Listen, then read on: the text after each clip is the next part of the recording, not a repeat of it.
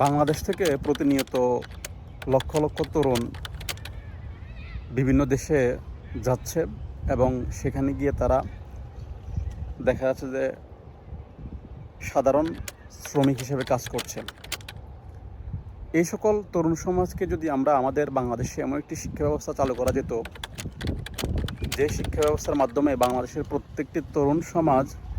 দক্ষ হিসেবে গড়ে তুলবে, নিজেকে দক্ষ হিসেবে গড়ে তুলবে এবং প্রত্যেকে কোনো না কোনোভাবে কোনো না কোনো একটি বিষয়ের উপরে স্কিল অর্জন করবে